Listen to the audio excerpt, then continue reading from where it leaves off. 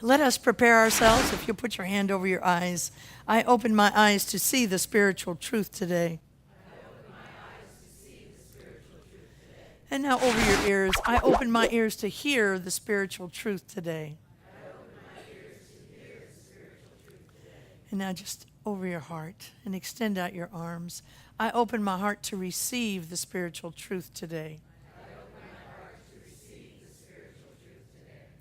The spiritual truth that I'm working with today is that you get what you see. You get what you see. You can't get what you can't see. It's absolutely important that we get this simple spiritual truth. You get what you see. If you can see yourself as happily married, you can be happily married. If you can see yourself as a prosperous person, you can have that. If you can see yourself changing careers at midlife or older and being wildly successful, you can do that. You can get what you can see.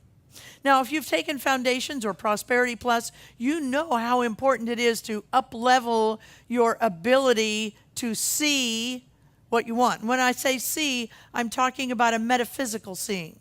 Not a seeing with your eyeball, but seeing with your mind's eye. And we know how important it is to be able to up-level that and not only see what we want, but to focus on it so that no matter what, there's no person, no place, no thing, no naysayer, no awfulizer that can take that away from us. Because we see it with such focus, we see it with such clarity, we see it with such commitment that it's going to come to pass. I want to share with you a story of an example of how that works. I have a friend named Monty Roberts who owns a horse ranch in San Ysidro. He has let me use his house to put on fundraising events to raise money for youth at-risk programs. The last time I was there, he introduced me by saying, "I want to tell you why I let Jack use my house." It all goes back to a story about a young man who was the son of an itinerant horse trainer who would go from stable to stable, racetrack to racetrack, farm to farm, and ranch to ranch, training horses. As a result, the boy's high school career was continually interrupted. When he was a senior, he was asked to write a paper about what he wanted to be and do when he grew up. That night, he wrote a 7-page paper describing his goal of someday owning a horse ranch. He wrote about his dream in great detail, and he even drew a diagram of a 200-acre ranch showing the location of all the buildings, the stables, and the track. Then he drew a detailed floor plan for a 4,000-square-foot house that would sit on a 200-acre dream ranch. He put a great deal of his heart into the project, and the next day he handed it to his teacher. 2 days later, he received his paper back. On the front page was a large red F with a note that read, "See me after class." The boy with the dream went to see the teacher after class and said, "Why did I receive an F?" The teacher said, "This is an unrealistic dream for a young boy like you. You have no money. You came from an itinerant family. You have no resources. Owning a horse ranch requires a lot of money.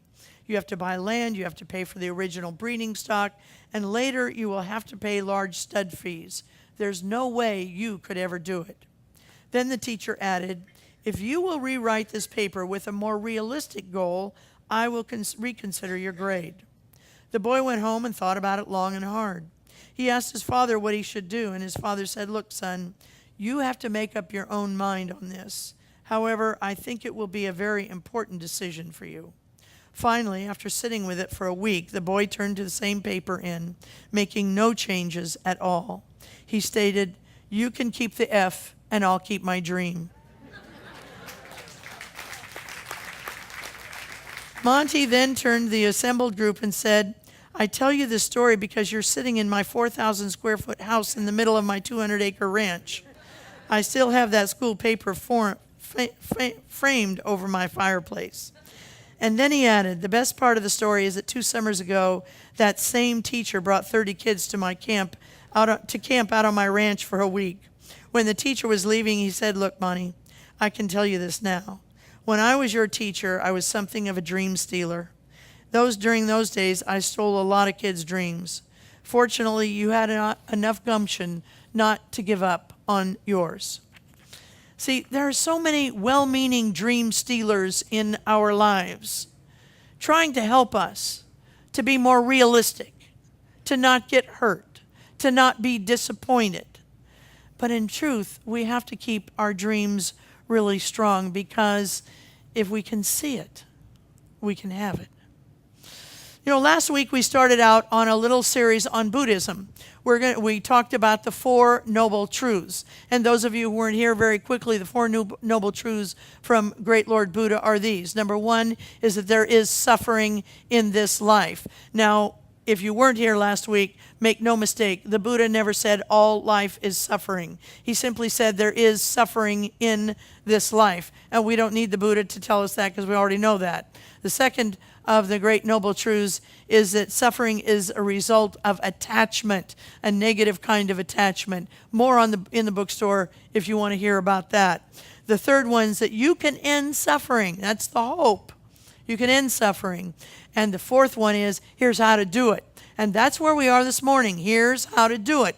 He laid out 8 spiritual practices that if we are willing to learn them, to contemplate them, to use them in our daily lives, we can have a much sweeter walk.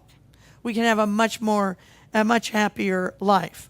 Before I get started, I want to tell you that I am not trying to become a Buddhist. I am not trying to tell you Buddhism. I'm trying to look at these 8 spiritual practices through the eyes of science of mind, because I think that they are so powerful. One of the things I want to make sure right off the bat is that we get clear about how Buddhists use the word right, or how we would use the word right in science of mind. It has no opposite called wrong. Our right has no opposite called wrong. Our right means successful. That's the synonym for our right. It's not about morality, because morality is always changing. It's about successful. Our right is successful. So let's start off with the first one, which is right view. A right view is a successful view that doesn't look at evidence as very important. It looks below evidence. It looks above evidence. It looks around evidence until it can see truth. A right view doesn't get stuck in evidence. A right view understands that we are never alone. A right view understands the 4 things we talk about every Sunday morning. A right view understands that there is only a power for good in the universe, that there's no opposing power. That's a right view. A right view understands that all thought is creative and influential. That's a right view, a successful view. A successful view understands that everything is either a call for love or an expression of love. That's a successful view. A successful view understands that you are whole, perfect, and complete all of the time. Look, I understand myself, and I bet you understand there's a lot about you you'd like to change.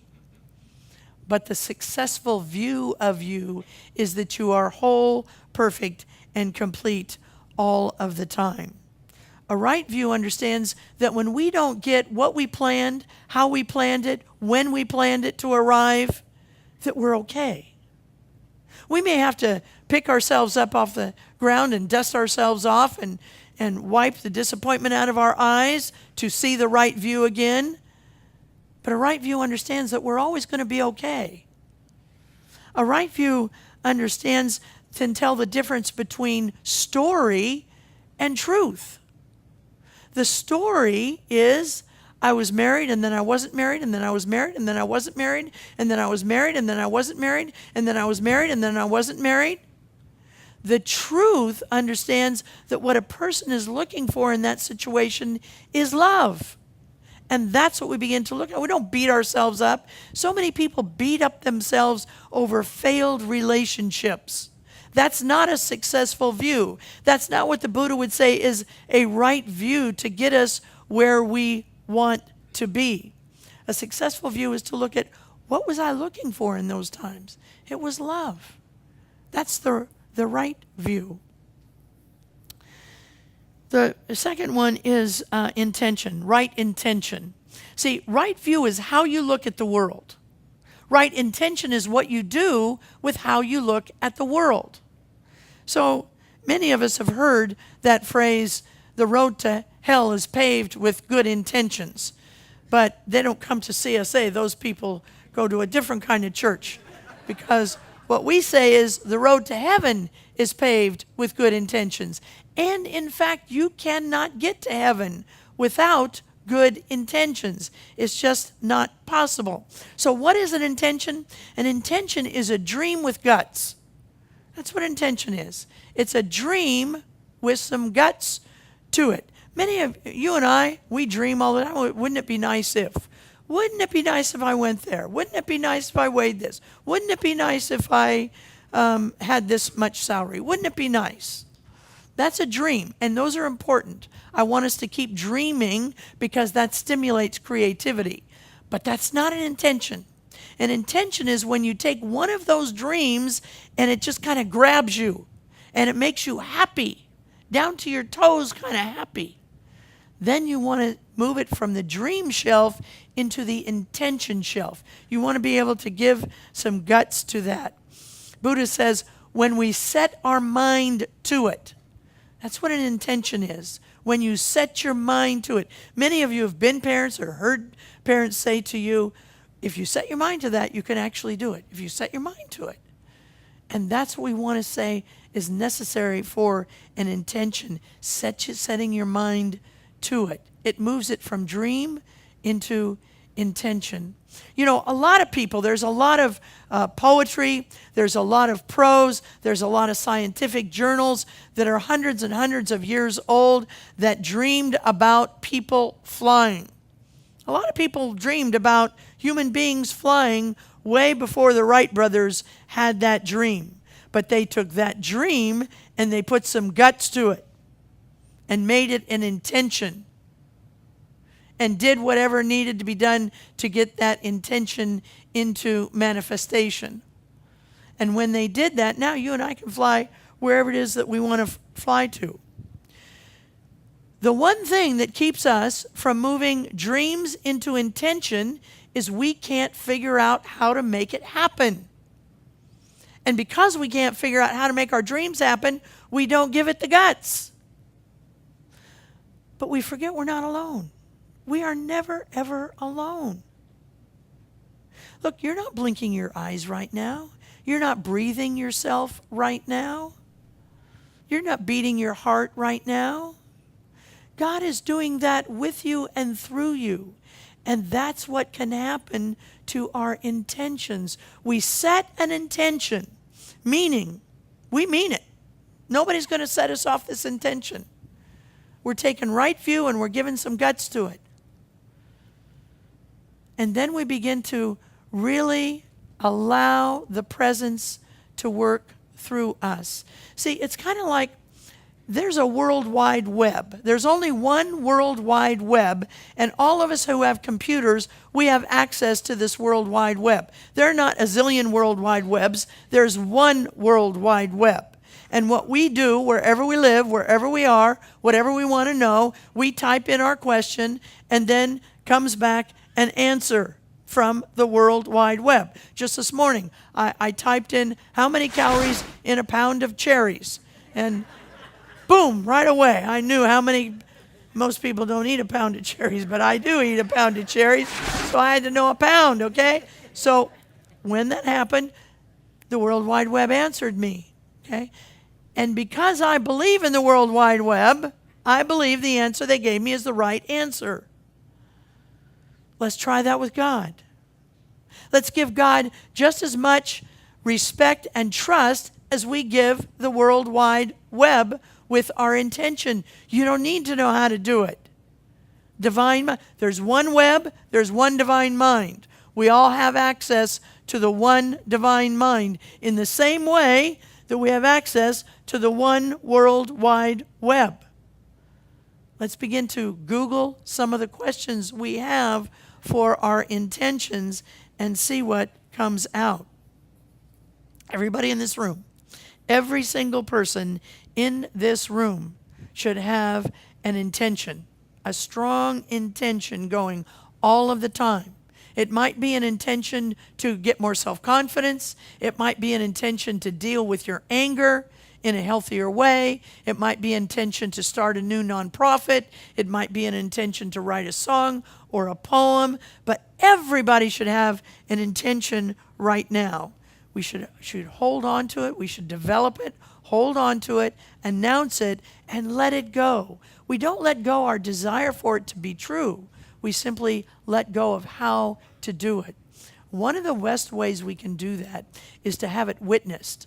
Sometimes all we need to do to let go of it is to find somebody we trust and say, here is my intention. Now you have to find somebody you really trust. Don't find a naysayer. Don't find a teacher like that teacher. Don't find a relative that's going to roll their sorry eyeballs at you. Don't find any of that. If you don't, practitioners in the house, please stand up. See, these people will never, ever do anything with your intention except it will come to pass. That's what they'll say to you. Well, the third one is right speech, successful speech. Now, I'm not talking about lofty speech. I'm not talking about big words. I'm not talking about spiritual talk. I actually hate spiritual talk. That's not any of what I'm talking about. I'm talking about successful talk. Any talk that frames you or I in any limitation at all is not right speech. It is not successful speech. The only speech we should be having is speech that uplifts us, that is reflective, that we are whole, perfect, and complete in this lifetime. Buddha says that we should talk less and listen more. And that's a great wisdom, that we should talk less and wisdom more. The Taoists who look to nature look at our face and say, we have one mouth and two ears so that we can listen twice as much as we speak. And that's a powerful wisdom itself. It's important that we do that. See, because what happens is when we're in the middle of conflict, that's when we stop listening. And even if we're not talking, we're formulating our response. We're not listening.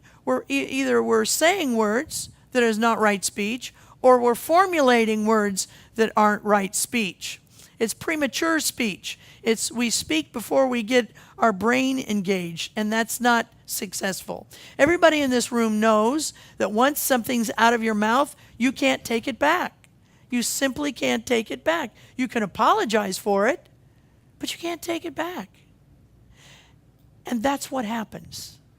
You know, I see so many people in my office, sisters who've severed ties with sisters, brothers who've severed ties with brothers, couples who've severed ties with in-laws because somebody said something sometime that they couldn't take back. Maybe they apologized for it, maybe they didn't, but it was strong enough to really hurt that person, and they've severed ties. Our speech is so powerfully important. You've heard the phrase, loose lips sink ships. And that's kind of what happens when we don't practice right speech or successful speech. I learned a new one. It's not only listening, but it's listening with an attitude of humility. It's humble listening. There are several of us who started a diversity theater. We started writing for a diversity theater about a year ago. And we come together every Tuesday night and we write what our lives are like. So oftentimes living as other on the planet. And it's been a very, very challenging time for us as a group, because there are cultures there that don't exactly understand immediately other cultures. So what's happened is there have been times when one of us has spoken prematurely and tears happen, people get mad, books are thrown. It's been a journey. And when I heard this just a couple of weeks ago about this notion of humble listening, and humble listening is this kind of listening. It's not only stopping, but it's also wondering what the feelings of the other person might be when they hear what's going to come out of your mouth. It's actually putting yourself in another person's heart to see how that might hit when it comes out of your mouth. It's a powerful thing. Now, when I say that we need to stop talking more and listen, we need to listen more than we talk, I don't want you to think that I'm talking about not talking. We need to talk more as a society, as couples, as families. We need to talk more. It's just that we need to listen twice as much as we've been talking. I want to read to you a powerful, powerful statement by a rabbi named Jonathan Sacks. He says this: too often in today's world, groups speak to themselves, not to one another, Jews to Jews, Christians to fellow Christians, Muslims to Muslims, business leaders, economists, global protesters to their respective constituencies. The proliferation of channels of communication, email, chat groups, the internet, online journals, and the thousands of cable and satellite television channels means we no longer broadcast, we narrowcast. Gone are the days where people of different views were forced to share an arena and thus meet and reason with their opponents. Today we can target those who agree with us and screen out the voices of dissent. Those who wish to make their views known do so by ways that catch the attention of the news, usually by some form of violence or protest, an event that can be captured by a dramatic image, a soundbite, and scenes of confrontation. Television news, especially with its short attention span, is no substitute for rational debate and serious engagement with contrary views. Conversations, the heartbeat of our lives, is dying, and with it, our chances of civic, let alone global, peace. It's important that we as individuals begin to talk with each other. I think couples, if we would go into our heart and actually look in our hearts and find out, was there a time recently when I spoke under my breath, or when I withhold information, or when I wasn't listening? I think we can all find that. That's part of right speech. But as the rabbi said, it's not just individuals.